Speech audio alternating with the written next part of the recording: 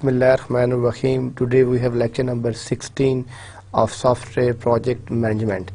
Last lecture के अंदर हमने अपनी सॉफ्टवेयर क्वालिटी एश्योरेंस की प्लानिंग को डिस्कस किया था कि इससे पहले हम अपने प्लानिंग के चैप्टर को लेके चल रहे थे।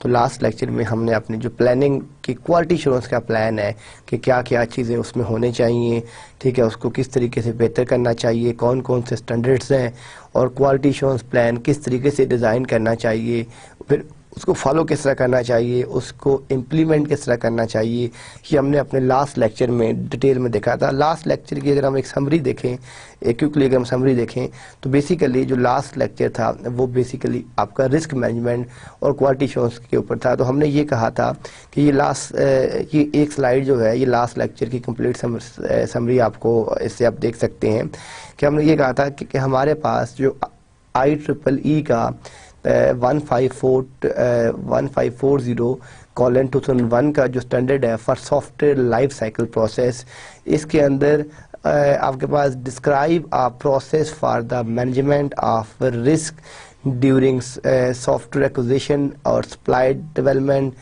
ऑपरेशंस एंड मेंटेनेंस, ये सारी चीज़ें इसमें डिवाइड थी। इस मॉडल के अंदर जो हमारे पास रिस्क मैनेजमेंट मॉडल था, इस मॉडल के अंदर अगर हम देखें तो हमने ये डिस्कस किया था कि हमारे पास टेक्निकल एंड मैनेजमेंट प्रोसेसेस होते हैं, ठीक है। जो फर्स्ट स्टेप है वो आपके पास टेक्निकल और डिफरेंट टाइप के मैनेजमेंट प्रोसेसेस होते हैं, ठीक है, जो मैनेजरियल लेवल के ऊपर होते हैं। इन टेक्निकल और मैनेजमेंट प्रोसेसेस से हम जो डिफरेंट इंफॉर्मेशन हमें ज़रूरत होती है वो हम सेंड करते हैं अपनी इंफॉर्मेशन नीड्स, और उसके ऊपर जो आपके पास टेक्निकल और जो आपके पास मैनेजमेंट प्रोसेसेस होते हैं उसके ऊपर आप अपना एक प्लान इम्प्लीमेंट करते हैं। रिस्क मैनेजमेंट का जो भी आपका प्लान होता है वो आप इम्प्लीमेंट करते हैं, ठीक है, रिगार्डिंग रिस्क मैनेजमेंट। उस प्लान की इम्प्लीमेंटेशन के बाद manage the project risk profile कि जो उस प्रोजेक्ट के अंदर जो जो रिस्क आ सकते हैं, जो जो रिस्क उसके साथ एसोसिएटेड हैं, उनकी आप एक रिस्क प्रोफाइल तैयार करते हैं। और वो करने के बाद परफॉर्म रिस्क एनालिसिस, ठीक है, जब आपने उसकी प्रोफाइल यानी आपने प्रोजेक्ट प्रोफाइल तैयार कर ली तो फिर आपने रिस्क एनालिसिस परफॉर्म करना शुरू कर दिया। It was our fourth step, ठीक है, जिसके अंदर हम अपना रिस्क एनालिसिस करते हैं। रिस्क एनालिसिस के बाद जो हमारा फिफ्थ स्टेप है परफॉर्म रिस्क ट्रीटमेंट, फिर हम अपने उसके बाद जो आपकी रिस्क की ट्रीटमेंट है हम रिस्क ट्रीटमेंट को परफॉर्म करते हैं। और वो परफॉर्म करने के बाद परफॉर्म रिस्क मॉनिटरिंग, फिर हम अपनी रिस्क मॉनिटरिंग परफॉर्म करते हैं। रिस्क मॉनिटरिंग परफॉर्म करने के बाद ठीक है evaluate the risk management process, ठीक है, जो आपके पास सेवंथ इसमें लास्ट प्रोसेस था हम उसको इवेलुएट करते हैं। इन सारे प्रोसेस के अंदर इस सारे अगर आप फ्लो के अंदर देखें तो आप यहाँ से आपकी डिफरेंट इंफॉर्मेशन नीड जा रही हैं, ये आपकी मैनेजमेंट के डिसीजंस हैं, ये भी इसमें जा रहे हैं, रिस्क एनालिसिस भी इसमें आ रहे हैं, रिस्क की मॉनिटरिंग भी इसमें आ रही है। तो जो प्रोजेक्ट रिस्क प्रोफाइल है वो किन किन चीज़ों के ऊपर बेस कर रही है, एक तो रिस्क एनालिसिस के ऊपर बेस कर रही है, एक मैनेजमेंट के डिसीजंस के ऊपर बेस कर रही है, और एक जो आपका रिस्क प्लान आपने तैयार किया है उसके ऊपर बेस कर रही है, और रिस्क मॉनिटरिंग के ऊपर बेस कर रही है। इसी तरीके से जो आपकी इवैल्यूएशन है रिस्क मैनेजमेंट प्रोसेस की वो आपकी प्रोजेक्ट रिस्क प्रोफाइल पे और फीडबैक के ऊपर बेस कर रही है, ठीक है। तो आप ये देखें कि इसके अंदर आपके पास रिस्क सबसे जो मेजर चीज़ है manage the project risk profile. आप इसके अंदर देख रहे हैं कि इसके अंदर आपके पास जो प्रोजेक्ट जो भी आप अपने प्रोजेक्ट आप रन कर रहे हैं उसके जितने भी रिस्क एक्शन है प्रोफाइल है वो भी, ठीक है, रिस्क का एनालिसिस भी, प्लान जो आपका है प्लान की आपकी इम्प्लीमेंटेशन भी, आपकी रिस्क की मॉनिटरिंग भी, ये सारी की सारी चीज़ें आपकी प्रोजेक्ट रिस्क प्रोफाइल से एसोसिएटेड हैं।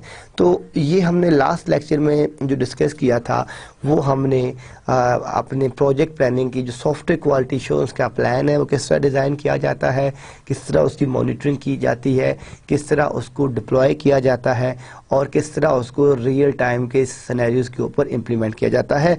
तो ये लास्ट लेक्चर की समरी थी। आज का जो हमारा लेक्चर है वो है आपकी सॉफ्टवेयर प्रोजेक्ट की जो एस्टिमेशन है। अब हम अपने एस्टिमेशन के चैप्टर की तरफ जा रहे हैं। इस चैप्टर को स्टार्ट करने से पहले हम देखते हैं words of wisdom, accept the total responsibility of your choices and actions. Every soul will be held in pledge for its deed. Al-Quran 74:38। तो इसको स्टार्ट करने से जो है आज का जो हमारा लेक्चर है वो है सॉफ्टवेयर एस्टिमेशन के ऊपर।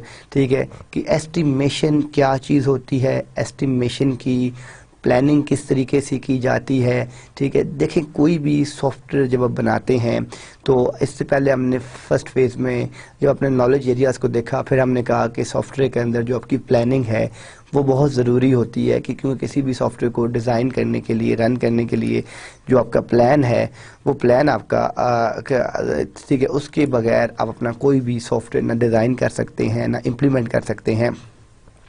तो प्लानिंग के बाद अब हम जाते हैं कि आपने वंस अपना पूरा प्लान कंप्लीट कर लिया, आपने सारी चीज़ें पढ़ ली कि प्लान के कितने स्टेप्स हैं। ठीक है, प्लान करना किस तरह चाहिए, उसके टेम्पलेट्स देखे, स्टेटमेंट ऑफ वर्क क्या है, रिस्क, सारी चीज़ें हमने इन लास्ट जो हमारे प्रीवियस 3-4 लेक्चर्स से बड़ी डिटेल में हमने डिस्कस की। अभी हम प्लानिंग की तरफ है, लेकिन अब हम एस्टिमेशन की तरफ चले गए हैं कि जो सॉफ्टवेयर प्रोजेक्ट मैनेजमेंट के अंदर एस्टिमेशन होती है। एस्टिमेशन क्या चीज़ होती है? देखें कोई भी आप काम कर रहे हैं, अपने घर बनाना है तो घर की कंस्ट्रक्शन के लिए भी आप एक एस्टिमेट तो लेंगे ना। अब फॉर एग्जांपल आप कहते हैं कि आपने ठीक है 500 स्क्वायर यार्ड का एक घर तैयार करना है, आपकी एस्टिमेशन आई है कास्ट की 10 मिलियन। आप उसको जब रियल टाइम उसको स्टार्ट करते हैं, आपको पता चलता है कि ठीक है जी कि मेरी एस्टिमेशन जो है वो 10.5 मिलियन हो गई या आपकी 11 मिलियन हो गई, तो 0.5 मिलियन तक तो आपका एडजस्टेबल है। लेकिन अगर आपकी 10 मिलियन से 15 मिलियन तक चली जाए तो वो प्रोजेक्ट आप कंप्लीट नहीं कर सकते। तो एस्टिमेशन के अंदर कुछ मार्जिन तो आप बेयर कर सकते हैं, लेकिन अगर बहुत ही आपका ह्यूज डिफरेंस आ जाए तो वो आप कंप्लीट करना आपके लिए डिफ़िकल्ट हो जाता है। तो प्लानिंग के साथ साथ जो आपकी प्रोजेक्ट की एस्टिमेशन है कि हम अपनी जो एस्टिमेशन है वो किस बेसिस के ऊपर करते हैं। एस्टिमेशन के डिफरेंट आपके स्टेप होते हैं। अगर आपकी एस्टिमेशन ठीक हो जाएगी तो आपके प्रोजेक्ट का जो सक्सेस रेट है वो भी बेहतर हो जाएगा, और अगर आपकी एस्टिमेशन ही गलत है तो सारी की सारी चीज़ें जो आपके कंप्लीट जो आपका प्रोजेक्ट है वो सारे के सारे जो फैक्टर्स हैं वो उसके साथ आपके डिस्टर्ब होना शुरू हो जाएंगे। तो मैं एस्टिमेशन को आप देखें कि सोर्स इंफॉर्मेशन, अभी मैंने आपसे बात कर रहा था SOW का, कि जो सोर्स यहाँ से स्टार्टअप देखें कि जो सोर्स इंफॉर्मेशन है इसमें आपका स्टेटमेंट ऑफ वर्क, कि आप जो काम करने जा रहे हैं आपका स्टेटमेंट ऑफ वर्क क्या है, जो हम डिस्कस कर चुके हैं कि SOW क्या होता है, उसके टेम्पलेट्स में कौन कौन से पैरामीटर्स होते हैं, वो लास्ट लेक्चर में हम डिस्कस कर चुके हैं। तो एक तो आपके पास यहाँ पे आपका स्टेटमेंट ऑफ वर्क आ गया। ठीक है, उसके बाद आपकी रिक्वायरमेंट्स, ठीक है कि आपकी रिक्वायरमेंट गैदरिंग आ गई। ठीक है, जो हमने कहा था कि जिस तरह आप अपने रिक्वायरमेंट इंजीनियरिंग के फेज़ के अंदर आप अपने क्लाइंट्स की जितनी भी रिक्वायरमेंट्स हैं वो सारी की सारी गैदर करते हैं। ठीक है, उसके कंस्ट्रेंट्स आ जाएंगे कि रिक्वायरमेंट क्या क्या हैं, क्या क्या कंस्ट्रेंट्स हैं। कंस्ट्रेंट्स के बाद आपके स्टैंडर्ड्स आ जाएंगे कि आप उन रिक्वायरमेंट्स को मीट करने के लिए कोई इंटरनेशनल स्टैंडर्ड यूज़ करेंगे, लोकल स्टैंडर्ड यूज़ करेंगे, कौन सा स्टैंडर्ड है। ठीक है, हमने भी प्लानिंग में भी आपने 2-3 स्टैंडर्ड पढ़े थे। ठीक है, इससे पहले भी हमने पढ़े हैं। तो स्टैंडर्ड के बाद जो भी आपने स्टैंडर्ड अपना ऑप्ट किया, ठीक है, स्टैंडर्ड्स को ऑप्ट करने के बाद आप अपने प्रोसेसेस में चले जाएंगे। प्रोसेसेस क्या होते हैं कि सॉफ्टवेयर प्रोजेक्ट मैनेजमेंट को जब आप सॉफ्टवेयर की बात करते हैं तो डिफरेंट प्रोसेसेस आपस में इंटीग्रेट हो रहे होते हैं, प्रोसेसेस शेयरिंग होती है, प्रोसेसेस मैनेजमेंट, तो कितने प्रोसेसेस आपके इन्वॉल्व हैं, उसके बाद उसकी हिस्ट्री देखेंगे कि उसको कंप्लीट करने के लिए और एटसेट्रा, इस तरह की चीज़ें। ये आपकी सोर्स, ये आपकी, यहाँ से आप देखें कि जब आप प्लान करने जा रहे हैं तो आपका SOW, आपकी रिक्वायरमेंट, आपके स्टैंडर्ड्स, आपके प्रोसेस, आपके कंस्ट्रेंट्स, आपके हिस्ट्री, ये सारी चीज़ें।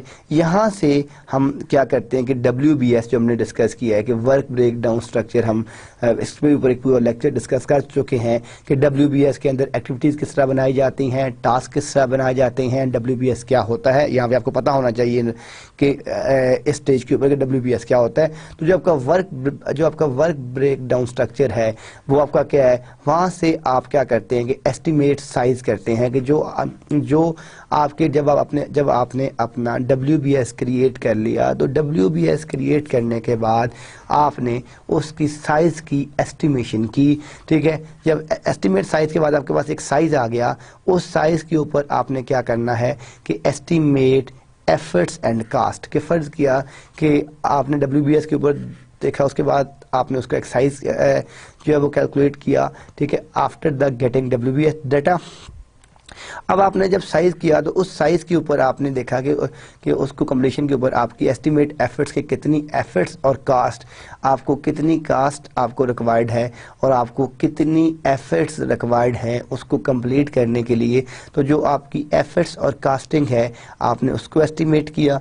एस्टिमेट करने के बाद फिर आप देख रहे हैं कि जो आपकी एफर्ट एंड कास्ट जितनी भी आ रही हैं वो आपने अपने स्केजुलिंग के साथ लिंक करनी है कि अगर आपकी इतनी एफर्ट्स हैं, आपको 3 मिलियन चाहिए प्रोजेक्ट के लिए, तो फिर आपको टाइम स्केजुल कितना चाहिए, कितने टाइम में आप इस प्रोजेक्ट को सक्सेसफुली कंप्लीट कर लेंगे स्क्रैच से लेकर, ठीक है, फिनिशिंग पोजीशन तक जाने के लिए। तो यहाँ पे आपने अपनी स्केजुलिंग जब एस्टिमेट कर ली तो स्केजुलिंग के बेस के ऊपर जब आपने एस्टिमेट स्केजुल किया तो स्केजुलिंग के बेस के ऊपर आप उसको इवेलुएट करते हैं। अगर तो वो आपकी इवेलुएशन ओके है तो एस्टिमेटेड कास्ट एंड जो स्केजुल है वो सक्सेसफुली आपने गेट कर लिया। और अगर आपकी इवेलुएशन नॉट ओके है, there are 2 possibilities in this box, true and false, ठीक है। अगर वो नॉट ओके है तो आप उसको रिवाइज एंड नेगोशिएट करेंगे और वो रिवीजन फिर इन पैरामीटर्स के ऊपर होगी। यहाँ से जब आपकी नई रिवीजन आ जाएगी, माइट भी आपका SOW चेंज हुआ या आप अपनी रिक्वायरमेंट चेंज करते हैं या आप अपने कंस्ट्रेंट्स चेंज करते हैं, आप अपने स्टैंडर्ड्स चेंज करते हैं, आप अपने प्रोसीजर्स चेंज करते हैं। तो ये आप जितनी भी चीज़ें चेंज करते हैं उसके बाद आपका नया WBS क्रिएट होगा, फिर एस्टिमेशन साइज फिर से क्रिएट होगा, साइज आएगा, एफर्ट एंड कास्ट फिर से आएगी, फिर आप उस एफर्ट एंड कास्ट के ऊपर नया आपकी जो स्केजुलिंग होगी उसकी एस्टिमेशन नई होगी, उस स्केजुलिंग के ऊपर आपका एस्टिमेट स्केजुल के बाद आप एक नया स्केजुल गेट करेंगे, उसको आप इवेलुएट करेंगे। देयर आर 2 पॉसिबिलिटीज, पहली पॉसिबिलिटी है नॉट ओके, दूसरी ठीक है, अगर तो वो आपका ओके हो गया तो आपकी एस्टिमेशन कास्ट और स्केड्यूल लगाएगा। तो ये आपका जो लूप है ये आप कहाँ तक करते जाएंगे कि जब तक आपकी इवेलुएशन ओके नहीं होती तब तक आप नेक्स्ट अपना जो स्टेप है प्रोजेक्ट का उसको स्टार्ट नहीं करेंगे। तो ये जब हम कोई भी प्रोजेक्ट स्टार्ट करते हैं तो ये एस्टिमेशन के सर्टेन बेसिक स्टेप्स हैं, ठीक है, कि आपने एस्टिमेशन किस तरह WBS कैसे फाइंड किया, साइज, फिर उसके एफर्ट और कास्ट फाइंड की, फिर उसका स्केड्यूलिंग फाइंड किया, फिर उसको इवेलुएट किया और वहाँ से आपके पास एक एस्टिमेटेड कास्ट आ जाएगी कि जी इसके ऊपर 5 मिलियन लगेगा, इसको कंप्लीट करने के लिए 6 मंथ चाहिए। ये सारी चीज़ें आप इस तरीके से जो है फाइंड कर सकते हैं। अब एस्टिमेशन के अंदर the process of forecasting, predicting और अप्रोक्सीमेटिंग द अमाउंट ऑफ, देखें जब हम अपनी एस्टिमेशन कर रहे हैं तो अपनी बेस्ट रूल्स एंड रेगुलेशन और टेक्निक्स को लेते हुए ऑप्ट कर रहे हैं, वो हमारी फोरकास्टिंग है या प्रिडिक्शन है। ऐसा कभी नहीं हो सकता कि आप कोई भी प्रोजेक्ट करें, कंस्ट्रक्शन का प्रोजेक्ट की बात कर लें कि जी आप 10 मिलियन और 10 मिलियन ही आएगा, ठीक है, 10% प्लस माइनस उसमें हो सकता है। आपके पास वेब पोर्टल है, आपके पास एक डेटाबेस डेवलप करना है, तो हर प्रोजेक्ट के अंदर देयर आर सर्टेन मार्जिन वो रह जाता है, लेकिन हम अपनी एस्टिमेशन उतनी अच्छी होती है कि जितना मार्जिन कम रह जाए, जितना मार्जिन ज़्यादा होगा उतनी एस्टिमेशन गलत है। अगर आप कहते हैं कि 10 मिलियन कॉस्टिंग आएगी, 10.1 आ जाती है तो इट्स फाइन, ठीक है, लेकिन 10 है तो 9.9 आ जाती है, इट्स फाइन, लेकिन अगर आप कहते हैं 10 है तो 15 मिलियन आ जाती है तो एस्टिमेशन गलती है आपकी, ठीक है। तो एस्टिमेशन के अंदर जो मार्जिन रेशो है वो जितना भी मिनिमाइज होगा उतनी ही आपकी जो एस्टिमेशन है वो आपने बेस्ट फाइंड की है। The process of forecasting, predicting or approximating the amount of, there are 3 factors के estimation की अब definition की बात कर रहे हैं, effort, cost एंड ड्यूरेशन। ये एस्टिमेशन किन 3 पैरामीटर्स के ऊपर आपकी बेस कर रही है, ठीक है। एक तो बेस कर रही है वो आपके एफर्ट के ऊपर, एक बेस कर रही है वो आपकी कास्ट के ऊपर, और तीसरी वो बेस कर रही है आपकी ड्यूरेशन के ऊपर कि आपकी कितनी एफर्ट रिक्वायर्ड है उस एक स्पेसिफिक प्रोजेक्ट को कंप्लीट करने के लिए। एफर्ट के बाद आपकी जो उसके साथ कास्ट एसोसिएटेड है कि उन प्रैक्टिकल गोल को अचीव करने के लिए कितनी कास्ट चाहिए। अब जब कास्टिंग आ गई तो उसकी कंप्लीशन टाइम क्या है, उसका ड्यूरेशन क्या है, required for completing project and or project deliverables, ठीक है। ये तीनों चीज़ें आपको रिक्वायर्ड होती हैं एक प्रोजेक्ट को कंप्लीट करने के लिए और डिलीवरेबल बनाने के लिए। तो एस्टिमेशन की in short there are 3 parameters, number 1 is effort, cost and duration, ठीक है। ये तीनों पैरामीटर्स बेस करते हैं आपकी एस्टिमेशन को फाइंड करने के लिए।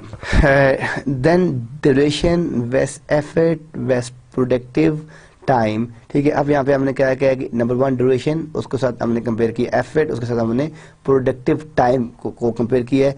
Duration is the time in business working days, ठीक है। अब फर्ज किया कि 10 डेज है, 20 डेज है, 30 डेज है।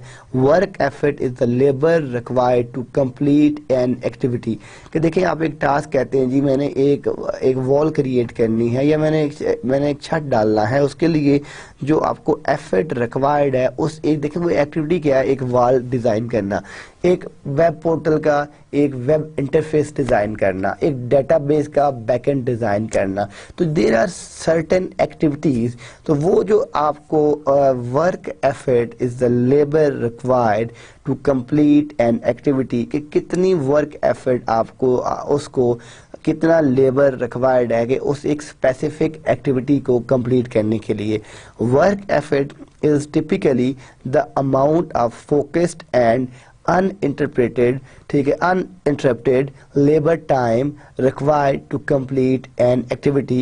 Work effort is typically the amount of focused and uninterrupted labor time required to complete an activity. यानी वर्क कि जो आपने फोकस किया है, ठीक है, जो स्पेसिफिक टाइम आपका उस एक्टिविटी के ऊपर आपने जो स्पेंड किया है कि कितने टाइम में आपकी वो जो स्पेसिफिक एक्टिविटी है आप उसको कंप्लीट कर रहे हैं। अब थर्ड चीज़ क्या होगी, productive time considers the percentage of the work day that can be devoted to project activated work. It's very important, I think. मैं इसको रिपीट करता हूँ कि जो आपका productive time considers the percentage of the work, ठीक है, day that can be devoted to project activity work. Estimate in software range from 66 to 75%, recent estimates to about 50 to 65%, same client base. This does not include unexpected interruptions, ठीक है। अब आप ये देखें कि basically जो आपका प्रोडक्टिव टाइम है वो आपका परसेंटेज ऑफ वर्क है कि उस दिन के अंदर आपका जो आपका can be devoted to project activity work, ठीक है। तो अब ये जो 3 चीज़ें आपके पास, ड्यूरेशन है, एफर्ट है और जो आपका प्रोडक्टिव टाइम है, इसको हम किस तरीके से आगे आप ये देखें कि अगर आप इसको इस डायग्राम में देखें तो यहाँ पे ये हमारे पास लास्ट स्लाइड थी, ठीक है। इसको अगर मैं यहाँ पे लेके आता हूँ तो आप ये देखें कि ये आपके पास टाइम वेस्ट आपका वर्क टाइम है, ये आपके पास आपकी लेबर्स है, ठीक है, और ये आपके पास आपकी ड्यूरेशन है, यानी ये 2, 4, 6, 8, 10 ये आपके नंबर ऑफ लेबर्स इंक्रीज कर रहे हैं, और ये आपके पास आपके डेज हैं कि 2, 4, 6, ठीक है। अब ये देखें कि ये आपके पास L is equal to D है, एंड L यहाँ पे मैंने आगे देखें क्या लिखा है कि 10 hour takes 20 hours to complete, ठीक है, कि जो 10 घंटे है टेक्स 20 आवर्स, कि जो काम आपका 10 आवर्स का था takes 20 hours to complete, 75% productive time and 33% unexpected interruptions. हमने जो इस लास्ट स्लाइड में देखा था, अगर आप देखें कि हमने क्या कहा था कि estimation software range from 66 to 75%, recent estimates of about 50 to 65%, same client base. This does not include unexpected interruptions. तो यहाँ पे हम यही बात कर रहे हैं कि आपके पास जो 10 hour टास्क है वो takes 20 hours to complete, 75% productive time and 33% unexpected interruption. तो अभी देखें तो इस डायग्राम में यही चीज़ बताई जा रही है कि आपके पास कि जो टाइम 10 आवर्स का था उसको आपने 20 आवर्स में कंप्लीट किया, 75% आपके पास प्रोडक्टिव टाइम आया और 33% आपके पास अनएक्सपेक्टेड इंटरप्शंस आई। ये L आपके पास यहाँ पे है। तो ये आपके पास आप ये देखें कि जो आपके पास यहाँ पे ये आपकी लेबर है, ठीक है, ये आपके पास ड्यूरेशन है, और L is equal to D और L is equal to 0.75 days, ठीक है। तो अब इसमें 33% जो आपके पास आ गया है वो आपके पास अनप्लान्ड इंटरप्शंस हैं, और बाकी आपके पास जो है वो ये आपकी ड्यूरेशन है। तो ये आपके पास जो 10 आवर्स का टाइम था वो आपने 20 आवर्स में उस एक टास्क को, जो आपका स्पेसिफिक टास्क है, उसको आपने कंप्लीट किया है। अब the question arises why estimation, कि ये सारा कुछ करने के बाद आपके जहन में क्वेश्चन, अभी ऐसे आपको पता चल गया होगा कि what will be the answer of that question, कि why we need estimation, ठीक है। तो estimation को हम अगर आप देखें कि why we need estimation, the most common problem in buildings the software system is not the construction of them itself, but rather than the estimation of the cost of that construction. Most common problem in buildings the software system is not the construction of them itself, but rather than the estimation of the cost of that construction. Robert L. Glass, Software Runaways में इसने बात coat की। Basically, according to the Standish Group Chaos report of 2003, 15% software projects are terminated before they produce anything. कि आपके पास जो software industry है, जो आपके प्रोजेक्ट्स हैं, 15% सॉफ्टवेयर प्रोजेक्ट्स टर्मिनेट हो जाते हैं बिफोर दे प्रोसीड एनीथिंग। अभी वो कोई चीज़ प्रोड्यूस करते ही नहीं है, वो टर्मिनेट हो जाते हैं। 66% are considered to have failed, ठीक है, 66% ये कंसिडर किए जाते हैं कि वो फेल्ड हो गए हैं। Of those that do complete, the average cost below out is 43%. Of those that do complete, the average cost, ठीक है, below out is 43%. On average, government projects are being delivered 37% later than estimate and 22% over their cost estimate, ठीक है, कि ISBS group report of January 2004 on government projects in Australia। तो जो government, ये एक आपकी रिपोर्ट है, अगर आप जस्ट ये ISBS ग्रुप रिपोर्ट को अगर आप गूगल में टाइप करें तो आपको ये पूरी रिपोर्ट मिल जाएगी, and you can download and study it. कि इसके अंदर इस रिपोर्ट को जब मैंने पूरा डिटेल में पढ़ा तो उसमें ये पता हमें चला कि 37% जो है वो being deliver 37% later than their estimate, कि जो एस्टिमेशन की जाती है, ठीक है। तो अगर आप 3 इयर्स कर रहे हैं तो वो 4.5 ईयर्स आपका राउंड चला जाएगा, क्योंकि 37% और 22% कास्टिंग, अगर आपने 1 लाख उसकी कास्ट फाइंड की तो वो 122 पे चला जाएगा। तो ये आपकी एस्टिमेशन में प्रॉब्लम है। जब आपके पास आपकी सॉफ्टवेयर एस्टिमेशन ही ठीक नहीं होगी, ठीक है, आपकी प्रोजेक्ट की एस्टिमेशन ही ठीक नहीं होगी, तो ऑटोमेटिकली जो आपका प्रोजेक्ट है उसका जो फेलियर रेट है वो इंक्रीज कर जाएगा। इसीलिए किसी भी प्रोजेक्ट को सक्सेसफुल बनाने के लिए जो आपके पास है उसकी एस्टिमेशन भी बहुत ज़रूरत है। प्लानिंग तो बहुत अच्छी है, आपने बहुत अच्छी प्लानिंग की, लेकिन अगर उस प्लानिंग में आपने एस्टिमेशन को प्रॉपरली कंसिडर नहीं किया तो फिर भी आपका प्रोजेक्ट या तो डिले का शिकार हो जाएगा या कास्टिंग का शिकार हो जाएगा। दैट्स वाई, ठीक है, कि जो प्रोजेक्ट की एस्टिमेशन है वो बहुत ज़रूरी है, क्योंकि अगर एस्टिमेशन ठीक नहीं है तो आपके प्रोजेक्ट का जो फेलियर रेट है वो बहुत इंक्रीज कर जाएगा। तब आप ये देखें कि यहाँ पे हमारे पास एक डाटा है कि वाई एस्टिमेशन के प्रोजेक्ट आपके पास आ रहा है, ठीक है, इसमें आप देख रहे हैं कि आपके पास फर्स्ट लास्ट एस्टिमेट आ रहा है और ये स्टेटस एट कंप्लीशन आ रहा है। प्रॉम्प्ट रॉयल्टी कलेक्शन का जो कास्ट है वो 12 जो कास्ट है वो 12/21 है, और जो इसकी स्केजुलिंग है वो 22 जो मंथ्स और ये आगे 46 डेज है, ठीक है। ये कैंसल्ड हो गया मंथ 28, स्टेटस ऑफ कंप्लीशन की कैंसल्ड, ठीक है, 28 मंथ में ये आपका गया और कैंसिल, ठीक है। लंदन एम्बुलेंस, ठीक है, 1.5 6+, ठीक है, ये भी आपका इंक्रीज कर गया, ठीक है, यानी ये 12 था तो ये 21+ में पहुंच गया, ये 1.5 था तो ये 6+ में पहुंच गया, 7 था ये 17+ में चला गया, cancelled month 17। London Stock Exchange 60 to 75, that was 150, 19, that was 70, cancelled month 36. Confirmed travel reservation 56, that increased 160+, and 45 60+, cancelled month 48. Master net banking 22, it goes 80+, 9 48+, cancelled month 48. तो ये इन तमाम चीज़ों से बचने के लिए we need very very good estimation. अगर हमारे पास एस्टिमेशन प्रॉपर नहीं होगी तो जो हमारे प्रोजेक्ट का फेलियर रेट है वो बहुत ज़्यादा हो जाएगा।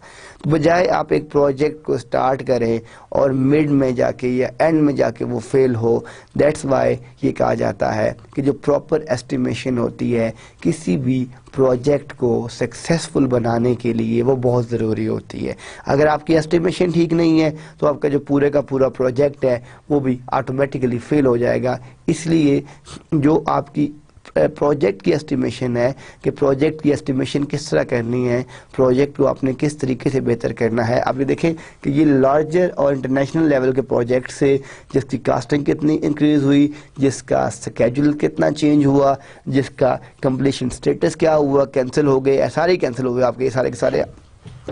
तो इन तमाम चीज़ों से अवॉइड करने के लिए अपने प्रोजेक्ट को सक्सेसफुल बनाने के लिए हम जो है अपनी प्रॉपर एस्टिमेशन करते हैं। That's why we need estimation. अब देखें कि 12/21 कास्टिंग क्या थी, कहाँ पहुँच गया, 1.5 6 60 70, तो कितना ह्यूज डिफरेंस है, ठीक है। ये चीज़ें आपको आपके प्रोजेक्ट की फेलियर्स की तरफ आपको लेके जाती हैं। Why estimate to determine if planned features are realistic in terms of resources.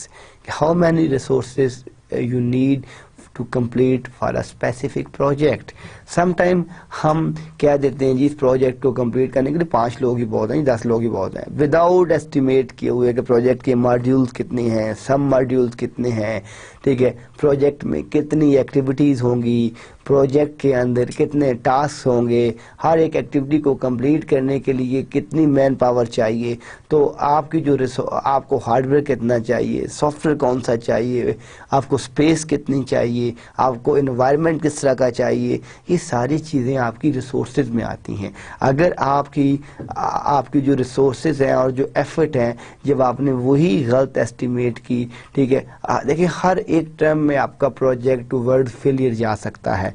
अगर आपको स्पेस चाहिए थी, ठीक है, 50 आपको चाहिए थी 3000 स्क्वायर फीट्स, आपने 1000 स्क्वायर फीट लेके स्टार्ट कर दिया, प्रॉब्लम आएंगे लेटर और आपका प्रोजेक्ट जो है वो फेलियर की तरफ जाएगा, ठीक है। आपको मैन पावर 30 पीपल चाहिए थे, आपने 15 से स्टार्ट कर दिया, फिर भी इशू आपको आएगा। आपके पास, ठीक है, आपको जो स्पेसिफिक हार्डवेयर है वो भी आपने पूरा बाय नहीं किया, या जो सॉफ्टवेयर था जो उसको बनाने के लिए वो अपने टूल्स प्रॉपर बाय नहीं किए, तब भी फेलियर की तरफ जाएगा।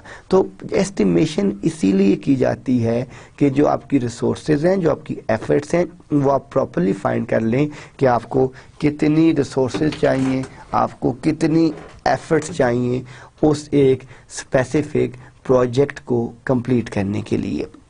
सेकेंडली, आपको स्केड्यूल क्या चाहिए, क्योंकि नॉर्मली जो आपकी स्केड्यूलिंग, जो आपका स्केड्यूल मैनेजमेंट होता है, जो आपकी प्रोजेक्ट की जो आपकी स्केड्यूलिंग होती है वो बहुत ज़रूरी होती है, क्योंकि आपकी जो स्केड्यूलिंग है अगर आपने वो प्रॉपर्ली नहीं की, आपने प्रॉपर्ली उसके स्केड्यूल्स मॉड्यूल्स नहीं बनाए, तो आपको ये नहीं पता चलेगा कि उस प्रोजेक्ट को हमने किस तरीके से लेके चलना था, ठीक है, कितना टाइम था, फर्स्ट मॉड्यूल को कंप्लीट करने के लिए कितना टाइम था, सेकंड मॉड्यूल को कंप्लीट करने के लिए कितना टाइम था।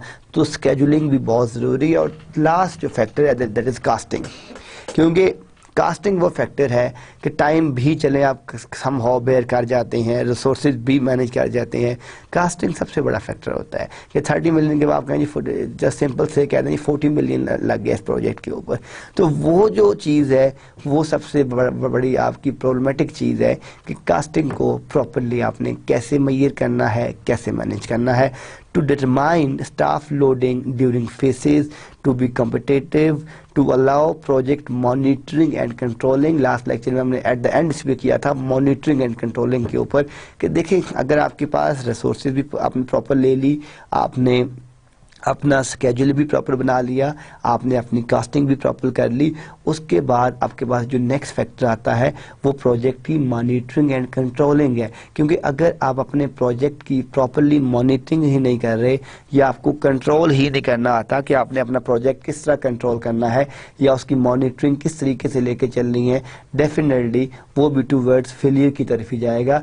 तो किसी भी प्रोजेक्ट की जो मॉनिटरिंग है और जो कंट्रोलिंग है कि आपने प्रोजेक्ट की मॉनिटरिंग किस तरह करनी है, उसको कंट्रोल किस तरह करना है, कितने स्टेप्स उसकी मॉनिटरिंग में इन्वॉल्व होते हैं, उसको कंट्रोल करने के लिए इन्वॉल्व होते हैं, ये सारी की सारी चीज़ें हमें दैट्स वाई वो नीड एस्टिमेशन कि हम प्रॉपरली उसकी रिसोर्सेज कैलकुलेट कर सकें, उसका स्केड्यूल बना सकें, उसकी कॉस्टिंग कर सकें, हम प्रॉपरली अपने प्रोजेक्ट की मॉनिटरिंग कर सकें, उसको कंट्रोल कर सकें, उसको मैनेज कर सकें। When to estimate, ठीक है, through out the software life cycle. ठीक है, अब नेक्स्ट क्वेश्चन होता है कि भाई एस्टिमेशन किधर चाहिए, व्हेन टू एस्टिमेट, किस किस जगह पे। बाज़ दफ़ा ये होता है कि एक दफ़ा आप शुरू में एस्टिमेशन करके बैठ जाते हैं, एक दफ़ा नो। एस्टिमेशन के भी जिस तरह मैं अपने सॉफ्टवेयर लाइफ साइकिल मॉडल पढ़े थे कि SDLC जो मॉडल्स है हमारे पास, ठीक है, सॉफ्टवेयर डेवलपमेंट लाइफ साइकिल्स के, देखिए हर फेज़ के ऊपर अपना एक काम हो रहा होता है। ठीक है, कोई भी चीज़ है तो उसके अंदर प्रोसेसेस इन्वॉल्व होते हैं, हर प्रोसेसेस की अपनी कॉस्टिंग होती है, हर प्रोसेसेस की अपनी एस्टिमेशन होती है। तो अब यहाँ पे जो क्वेश्चन इज राइजेज कि व्हेन टू एस्टिमेट, कि हमें एस्टिमेट कब कब करना चाहिए कि through out the software life cycle, कि हमें सबसे पहली चीज़ क्या है, इनिशियल एस्टिमेट्स, कि जो सबसे पहली चीज़ है वो आपका इनिशियल एस्टिमेशन है कि जो आपकी बेसिक कास्टिंग आएगी कि इस एक स्पेसिफिक प्रोजेक्ट को कंप्लीट करने के लिए जो आपके पास बेसिक इनिशियल एस्टिमेट है कि जिसको आप रफ एस्टिमेट भी कह सकते हैं। ठीक है जी, हमें एक बिल्डिंग चाहिए, इतने लोग चाहिए, इतना रेंटल है, इतना हार्डवेयर चाहिए, इतना सॉफ्टवेयर चाहिए, ठीक है, उनकी सैलरीज इतने होंगे, मंथली एक्सपेंडिचर इतना होगा, ये आपकी बेसिक। और एक है डिटेल एस्टिमेट कि हर रिसोर्स को फाइंड करें और उसके अगेंस्ट जो उसको कंप्लीट करने के लिए टाइम है, एफर्ट है, कॉस्ट है, वो डिटेलली पता हो कि अगर मेरे पास ये एक प्रोजेक्ट है, इसके इतने मॉड्यूल्स हैं, एक मॉड्यूल में इतनी एक्टिविटीज़ हैं, एक एक्टिविटी के अंदर इतने टास्क हैं, हर एक स्पेसिफिक टास्क को कंप्लीट करने के लिए इतनी मैन पावर चाहिए, उनका इतना टाइम और एफर्ट कंज्यूम होगा, इतने पे करना है, ठीक है, इतना टाइम मेरा वेस्ट होगा। एंड इसको आप जब बैकवर्ड लेके आएंगे तो आप अपने प्रोजेक्ट के तक पहुंच जाएंगे। तो ये जितनी भी चीज़ें हैं ये सारी की सारी आपको कैलकुलेट करनी पड़ती हैं।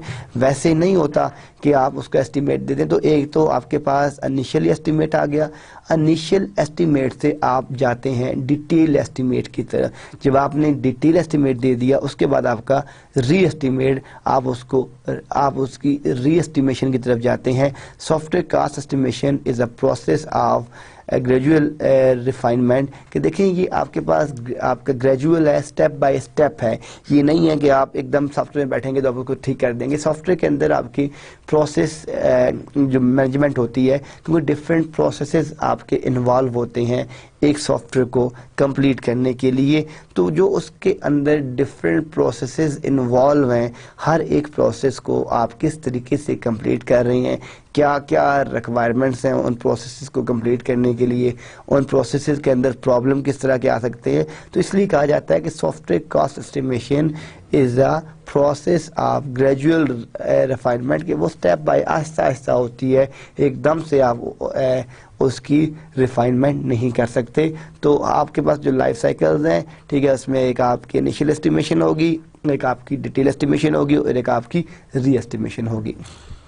अब आप ये देखें कि कौन ऑफ ठीक है अनसर्टेनिटी, के आपके पास यहाँ पे लेफ्ट साइड पे project cost, effort and size आ रहा है, ठीक है, और इसके ऊपर आपका प्रोजेक्ट जो स्केड्यूल आ रहा है और ये आपके डिफरेंट फेसेस आ रहे हैं, ठीक है, इस प्रोजेक्ट को, ठीक है, देखने। अब इसमें देखें कौन ऑफ अनसर्टेनिटी क्या है, कौन ऑफ अनसर्टेनिटी क्या चीज़ है, कि आप देखें सबसे पहले आपने क्या किया, इनिशियल प्रोडक्ट डेफिनेशन, कि जो आपकी प्रोडक्ट है उसकी जो इनिशियल डेफिनेशन है, ठीक है, सबसे पहले तो आपके पास जो फर्स्ट फेज है वो क्या है, इनिशियल प्रोडक्ट डेफिनेशन का है। इनिशियल प्रोडक्ट डेफिनेशन के बाद, ठीक है, आपके पास क्या है, अप्रूव्ड प्रोडक्ट डेफिनेशन, कि जो आपकी प्रोडक्ट है वो उसको अप्रूव हुई है कि नहीं हुई, या उसमें क्या क्या इश्यूज़ हैं। रिक्वायरमेंट स्पेसिफिकेशन, थर्ड में क्या है कि आपकी क्या क्या रिक्वायरमेंट थी, जो उनकी स्पेसिफिकेशन है वो सारी की सारी आपने बताई, यानी इस फेस में आपके पास रिक्वायरमेंट्स की जितनी भी रिक्वायरमेंट्स हैं उनकी जो जो स्पेसिफिकेशन थी वो आ गई। रिक्वायरमेंट स्पेसिफिकेशन के बाद आपकी प्रोडक्ट डिज़ाइन स्पेसिफिकेशन आ गई, कि जो आपकी प्रोडक्ट है, जो उसका डिज़ाइन है, उस पूरे की सारी जितनी भी स्पेसिफिकेशन है वो प्रोडक्ट डिज़ाइन की सारी आ गई, स्पेसिफिकेशन आ गई। देन डिटेल डिज़ाइन स्पेसिफिकेशन, कि जो आपके पास जो है, अभी जैसे हमने यहाँ बात की थी कि एक आपकी इनिशियल एस्टिमेशन है, एक आपकी डिटेल एस्टिमेशन है और एक आपकी री एस्टिमेशन है। तो हम यहाँ पे क्या बात कर रहे हैं कि जो एक तो आपके पास इनिशियल प्रोडक्ट डेफिनेशन आ गई, एक आपके पास अप्रूव्ड प्रोडक्ट डेफिनेशन आ गई जो आपकी अप्रूव है। नेक्स्ट आपकी रिक्वायरमेंट स्पेसिफिकेशन की तरफ चले गए। देन प्रोडक्ट डिज़ाइन स्पेसिफिकेशन के जो आपका प्रोडक्ट है उसकी डिज़ाइन स्पेसिफिकेशन के ऊपर आप चले गए। वहाँ से आपका डिटेल डिज़ाइन स्पेसिफिकेशन आ गया और लास्ट में आपके पास प्रोडक्ट कंप्लीट हो गई। तो ये आपकी स्केजुलिंग है, कितना कितना टाइम, ये आपकी कास्ट है। ये जो कास्ट है ये एफर्ट और साइज़ में है कि कितनी एफर्ट आपको रिक्वायर्ड है, कितना साइज़ है। तो इस ग्राफ से आप देख सकते हैं कि प्रोजेक्ट को आपने कि इसका स्केड्यूल क्या है, कास्टिंग, एफर्ट और साइज़ क्या है और कितने स्टेप्स में आपने उसको प्रोडक्ट डेफिनेशन में, अप्रूवल में, रिक्वायरमेंट में, डिज़ाइनिंग में, डिटेल डिज़ाइनिंग में और प्रोडक्ट कंप्लीशन के अंदर ये सारे का सारा किस तरीके से आपका डिज़ाइन हो रहा है और किस तरह वर्क कर रहा है। Types of estimates. अब आपके पास जो टाइप्स ऑफ एस्टिमेट, एक है टॉप डाउन जिसको मैक्रो एस्टिमेट्स कहते हैं, एनालॉजी, और ये आपके ग्रुप कंसेंसस होते हैं। दो तरह की है, एक बॉटम अप है जिसको माइक्रो कहते हैं, एक मैक्रो है, एक माइक्रो है। ये आपके पास एस्टिमेशन की दो टाइप्स हैं। जो मैक्रो है इसको हम टॉप डाउन कहते हैं और जो माइक्रो है इसको हम बॉटम अप कहते हैं। एक तो ये चीज़ें हमें रखें कि एक टॉप डाउन है, एक आपका बॉटम अप है। इसमें एग्जांपल जो है ये आपकी ग्रुप कंसेंस हैं कि जो टॉप डाउन अप्रोचेज हैं, जो आपकी मैक्रो है इसमें जो पूरे ग्रुप की कंसेंसस होते हैं, जो टॉप मैनेजमेंट की कंसेंसस होती हैं कि हमने इस प्रोजेक्ट को, एक स्पेसिफिक प्रोजेक्ट को किस तरह लेके चलना है, हमें इसमें क्या क्या चीज़ें रिक्वायर्ड होंगी, ठीक है। इसके अंदर जो आपकी कंसेंसस होती हैं वो ग्रुप की कंसेंसस के साथ लेके चलते हैं।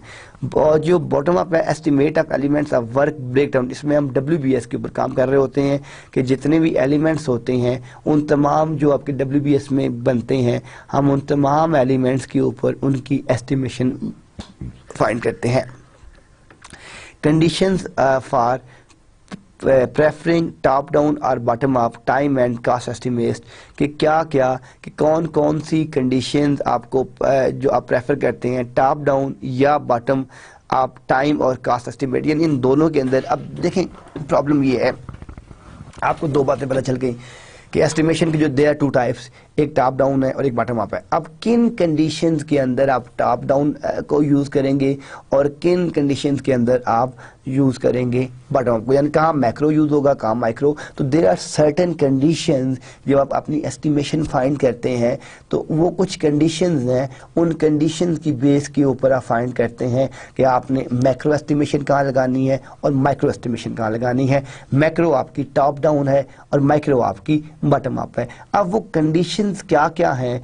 पहली कंडीशन है आपकी स्ट्रेटेजिक डिसीजन मेकिंग, कि ये पॉइंट्स हैं, cost and time important, high certainty, internal small project, fix price contract, customer wants detail, unstable scope. ये आपकी सर्टेन कंडीशंस हैं।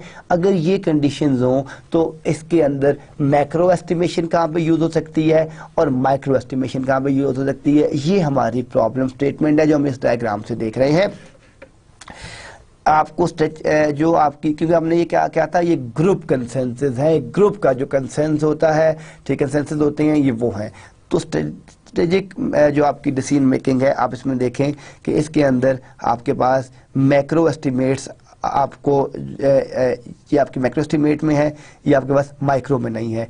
कास्ट एंड टाइम इंपॉर्टेंट जो है वो आपके पास जो है वो आपको कास्ट और जो आपको टाइम इंपॉर्टेंट है वो आपको माइक्रो में है।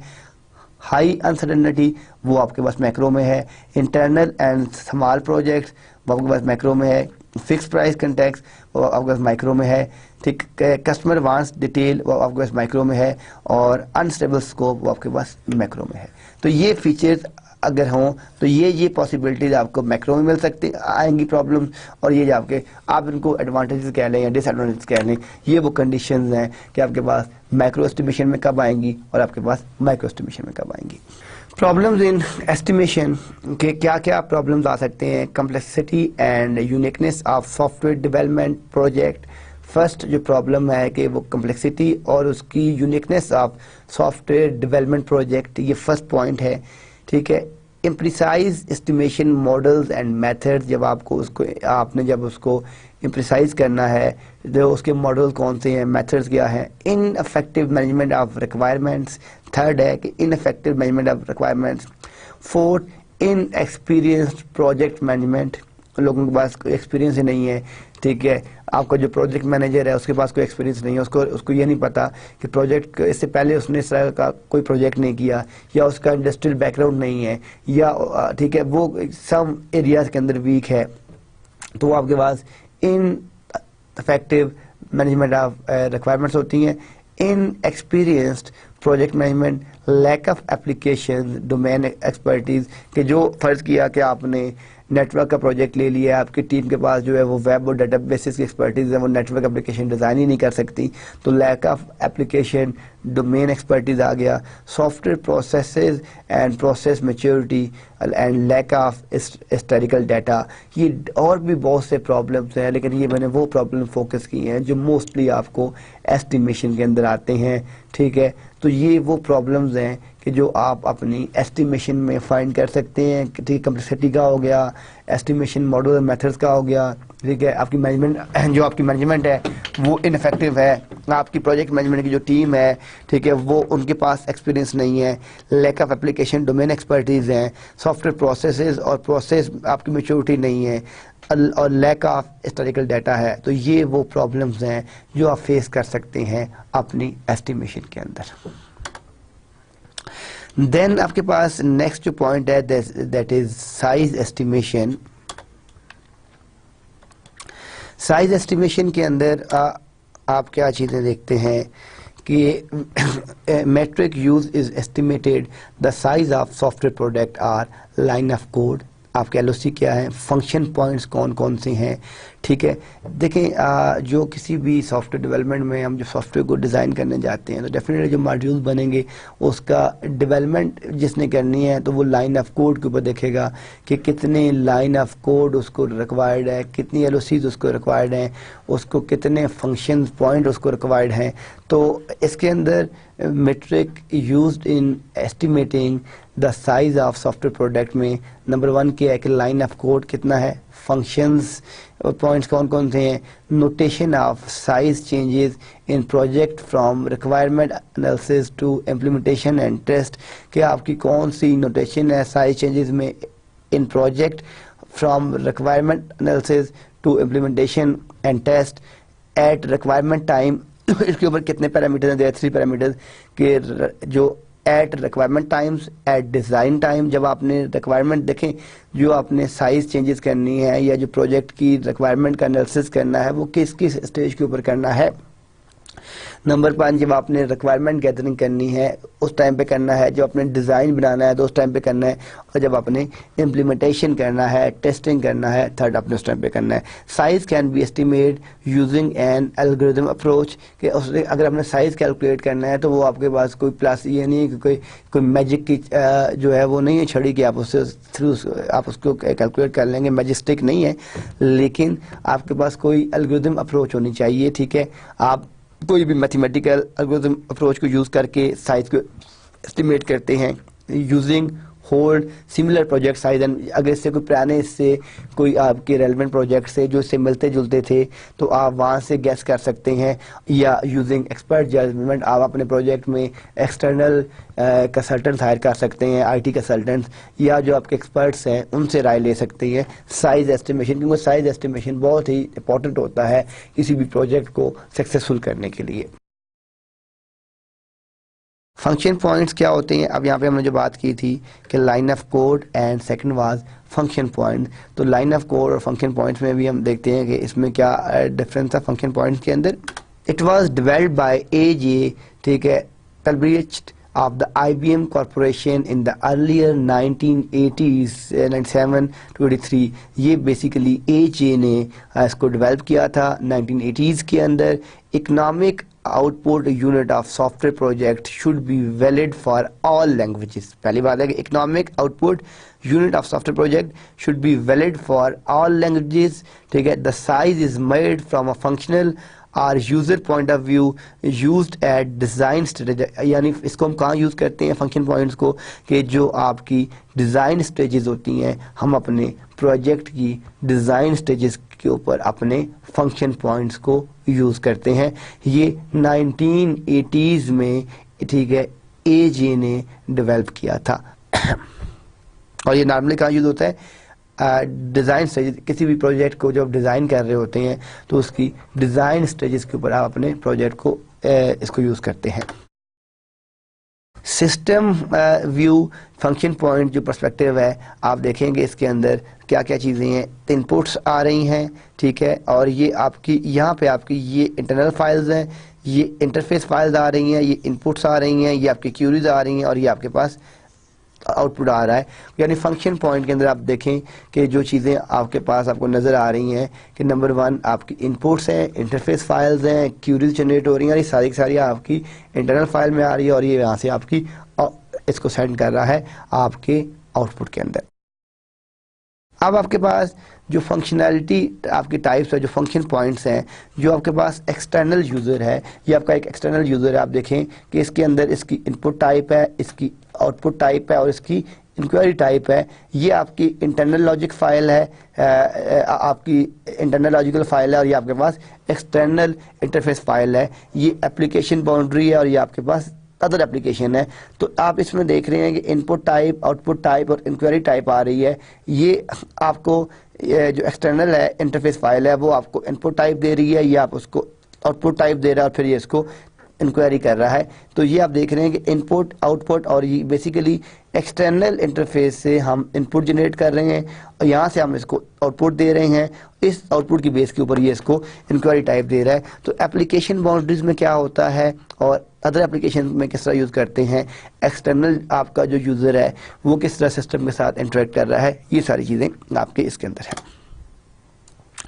फंक्शनल जो पॉइंट्स हैं, आपके एस्टिमेशन हैं, आप ये डायग्राम देखें, इसको हम किस तरीके से, मैं इसको फिर करता हूँ कि हम इसको कैलकुलेट किस तरह करते हैं कि जो आपके पास FPA है कि जो आपके पास फंक्शनल पॉइंट एप्लीकेशन है उसकी एस्टिमेशन किस तरह होगी।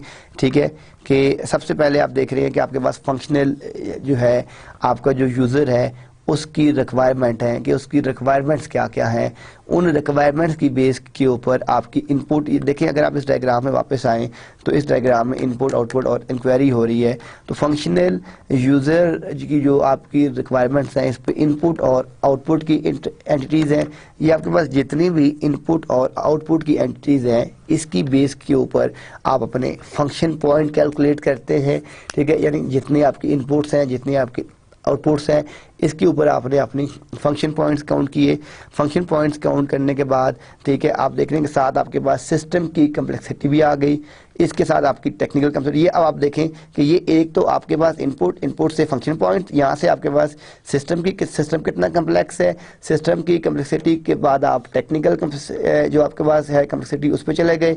वहाँ से ये दोनों चीज़ें किस में हो रही हैं, एडजस्ट फंक्शन पॉइंट काउंट में हो रही हैं। अब ये जो फंक्शन पॉइंट जो आपको काउंट बन रहा है, यहाँ से आपने डेवलपमेंट की एफर्ट की कि आपको कितना टाइम चाहिए, कैलकुलेट डेवलपमेंट एफर्ट कि आपको कितना टाइम आपको रिक्वायर्ड है उसको डेवलप करने के लिए। यहाँ से आपके पास प्रोडक्टिविटी गाइडलाइंस आ गई कि आपने उसको अगर प्रोडक्ट बनाना है तो उसकी गाइडलाइंस क्या हैं। यहाँ पे टोटल सिस्टम एफर्ट जो आपको चाहिए, एफर्ट बाय फेस या स्लाइस स्टेज, आप जितने फेसेस हैं उसकी फेस वाइज भी कैलकुलेट कर सकते हैं, और आपके उससे एक स्पेसिफिक प्रोजेक्ट की जितनी स्टेजेस हैं आप उसको स्टेज वाइज भी कर सकते हैं। ये आपके ऊपर जो है डिपेंड करता है कि आप उसको किस तरह लेके चलते हैं। तो समरी ऑफ एस्टिमेट, उसके बाद assesses risk factors and constraints कि जो आपके पास टोटल सिस्टम एफर्ट आई है, ठीक है, जो फेस वाइज या स्टेज वाइज आई है, उससे आपने रिस्क फैक्टर और कंस्ट्रेंट्स किए, और लास्ट में adjust work days and times appropriately. ठीक है, ये आपके पास पूरा एक FPA एस्टिमेट्स है कि जो आपका FPA है उसकी वर्किंग किस तरह है, वो किस तरीके से काम कर रहा है, ये उसकी एस्टिमेशन है सारी की सारी। अब components of FP functional points, जो डेटा फंक्शन है, इंटरनल लॉजिक, आप देखेंगे हमने यहाँ क्या कहा था, अगर बैक पर थोड़ा सा जाएं, इंटरनल लॉजिकल फाइल और आपके पास एक्सटर्नल लॉजिकल फाइल है। अब इसके अंदर जो इंटरनल लॉजिकल फाइल्स हैं, इसमें major logical groups of end user data, एक तो जो आपके पास जितने भी एंड यूजर्स हैं उनका लॉजिकल डाटा होता है, might consist of single flat file और a single table in a rational database. ठीक है, ये आपके इंटरनल लॉजिकल फाइल्स के अंदर क्या होता है। और एक्सटर्नल इंटरफेस फाइल्स में क्या होता है, the data resides in an other system and is maintained by another user or system। ठीक है, और ये शेयर्ड डेटाबेसेस होता है और शेयर्ड रूटीन्स होती हैं। ये आपके पास एक्सटर्नल इंटरफेस फाइल्स में होता है और वो आपके पास जो है डाटा फंक्शंस के अंदर होता है। अब आपके पास ट्रांजैक्शनल फंक्शंस क्या होते हैं, देखिए यहाँ पे अभी हमने बात की है, डाटा फंक्शंस की बात की है। अब हम जा रहे हैं अपने ट्रांजैक्शनल फंक्शंस के अंदर। इसके अंदर एक तो आपके पास एक्सटर्नल इनपुट्स हैं, एक आपके पास एक्सटर्नल आउटपुट्स हैं, और एक आपके पास एक्सटर्नल इंक्वायरीज हैं। ठीक है, जो आपके पास एक्सटर्नल इनपुट्स हैं, ठीक है, इसके अंदर आपकी जितनी स्क्रीन्स हैं, जितने फॉर्म्स हैं, आपके जो डायलॉग बॉक्सेस हैं, आपके जो कंट्रोल और मैसेजेस हैं, ठीक है, कंट्रोल और message through which an end user are other program adds deletes और चेंज या प्रोग्राम डाटा। तो इसके अंदर आपकी screens, form, dialog box, control, message, जितना भी डाटा है वो सारी की सारी आपकी एक्सटर्नल इनपुट्स भी होते हैं। इसको मैं रिपीट करता हूँ कि screen, forms, dialog boxes, control और messages through which end user are other program adds delete और चेंज अ प्रोग्राम डाटा, ये सारे के सारे आपके एक्सटर्नल इनपुट्स में आते हैं। एक्सटर्नल आउटपुट्स में क्या क्या चीज़ें आती हैं, आपकी स्क्रीन, आपके रिपोर्ट्स, आपके ग्राफ्स और messages that program generates for a use of an end user और अदर प्रोग्राम, ये सारी की सारी चीज़ें आपकी एक्सटर्नल आउटपुट में आती हैं।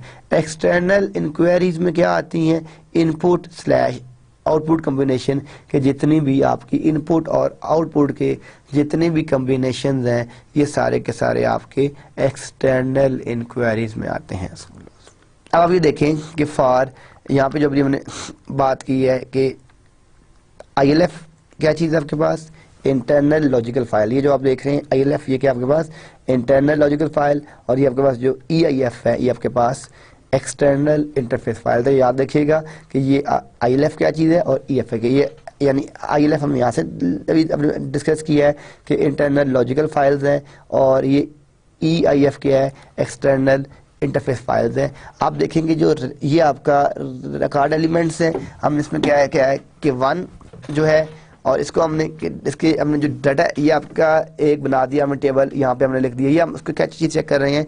अब हम इन कंपोनेंट्स फंक्शन पॉइंट्स के ऊपर एक्सटर्नल जो है इनपुट्स आउटपुट के ऊपर, इंक्वायरीज के ऊपर, इंटरनल लॉजिकल फाइल्स के ऊपर, एक्सटर्नल इंटरफेस फाइल्स के ऊपर हम लोग अपना अब कम्प्लेक्सिटी लेवल चेक कर रहे हैं कि वो कितना कम्प्लेक्स है। उसका कम्प्लेक्सिटी लेवल चेक करने के लिए हमने रिकॉर्ड एलिमेंट्स किए और डेटा एलिमेंट्स किए। अब इसमें आपने रख दिया 1, ये हमने कर दिया 1 से 19, 20 से 51 और ये 51 प्लस ये हमने डाटा एलिमेंट्स के नंबरिंग रख दी।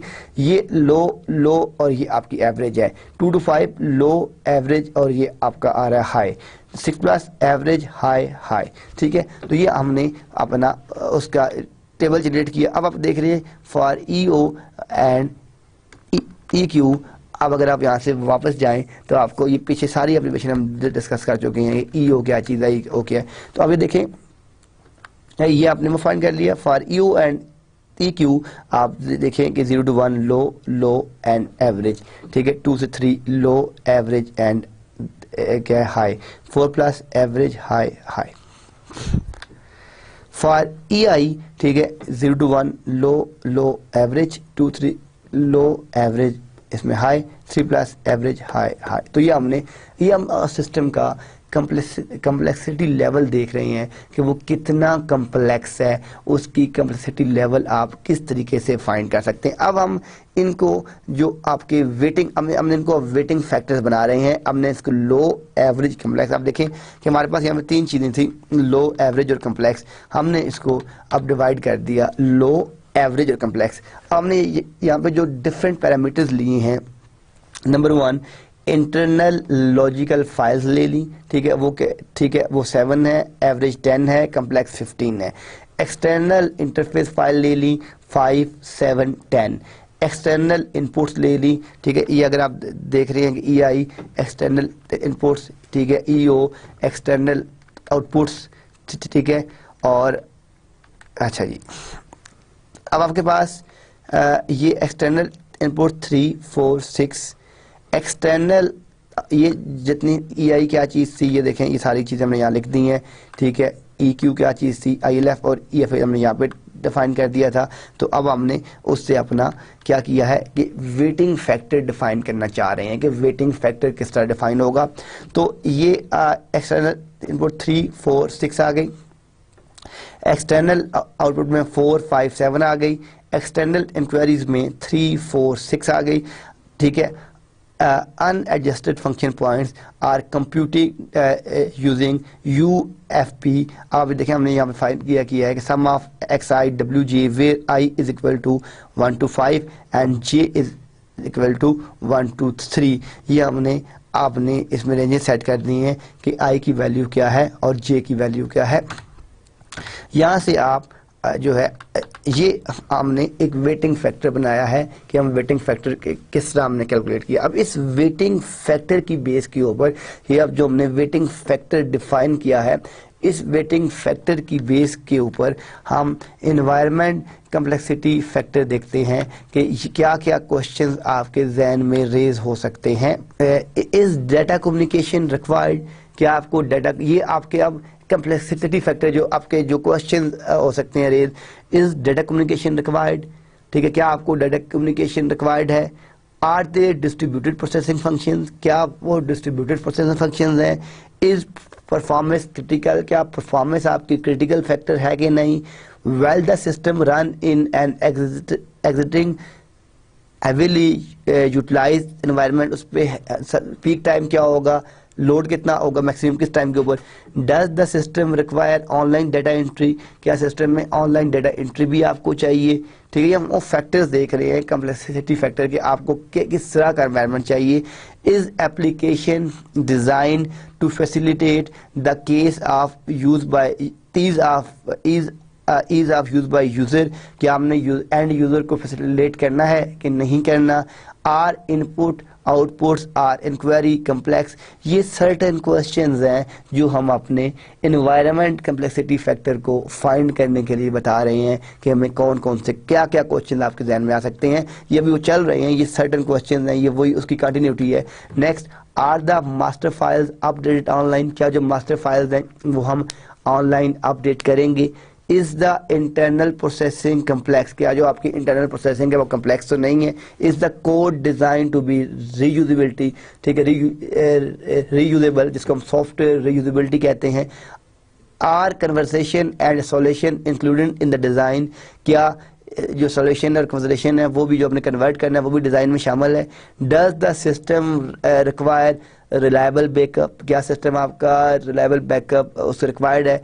Is the system design for multiple installation on different sites, ठीक है। Is the application design to facilitate the change. तो ये सर्टेन एनवायरनमेंट कैपेसिटी फैक्टर के क्वेश्चंस हैं। इन क्वेश्चन की बेसिस के ऊपर हम इस टॉपिक को जो हम बात कर रहे हैं वेटिंग फैक्टर का, ये जो कम्प्लेक्सिटी लेवल है, हम ये यहीं से अपने नेक्स्ट लेक्चर में फिर यहीं से इसको स्टार्ट करेंगे। ठीक है, यहाँ तक तो आपको चीज़ें आसान लगी होंगी, थोड़ा सा कम्प्लेक्स है, तो फिर हम नेक्स्ट टाइम में आपको ये फिर गाइड करूंगा कि इस लेवल के ऊपर आपने वेटिंग फैक्टर किस तरह करने हैं और यहाँ पे आपने वो उन फैक्टर्स के ऊपर क्या क्या क्वेश्चन रेज हो सकते हैं और हम इसको किस तरीके से फाइंड कर सकते हैं। तो हम नेक्स्ट लेक्चर में यहीं से अपनी एस्टिमेशन को कंटिन्यू रखेंगे और जो फर्दर इसके स्टेप्स हैं वो इंशाअल्लाह ताला हम अपने नेक्स्ट लेक्चर में देखेंगे।